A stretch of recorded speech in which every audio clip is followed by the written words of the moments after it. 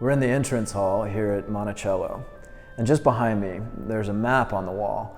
It's an 1802 map by an English cartographer that shows the United States of America, then 16 states on the eastern seaboard when the Mississippi River was the west coast. And if you look just on the western side of the Mississippi, it looks largely blank.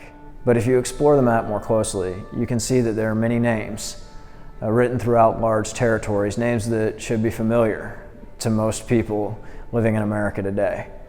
Names of other nations, like Chickasaw, Pawnee, Cherokee, Chippewa. We have an original object at Monticello from the Lewis and Clark expedition. It's the rack of elk antlers on the wall behind me.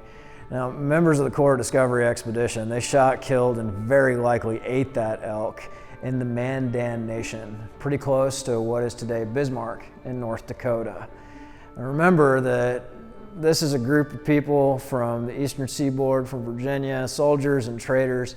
These guys are not ready for a North Dakota winter. Without the care and guidance of tribal leaders and so many indigenous people they met along the way, there's no way that that journey would have been considered a successful one.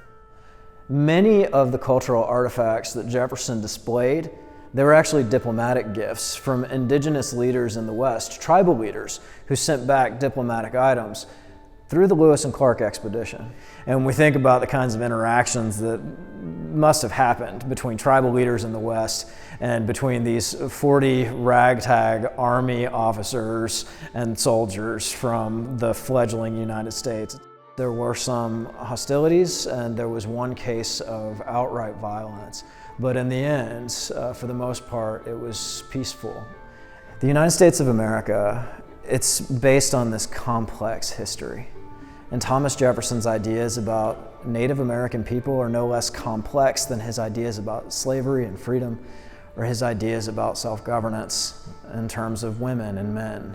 But looking at the expedition through the lens of indigenous people in the West shows that it was an early example of what kinds of complexities would follow, and in many cases, the tragedies of warfare and disease that would define the 19th century for American Indian nations in the West. And yet these nations survive, and their stories survive, and their descendants survive to share those stories with us today.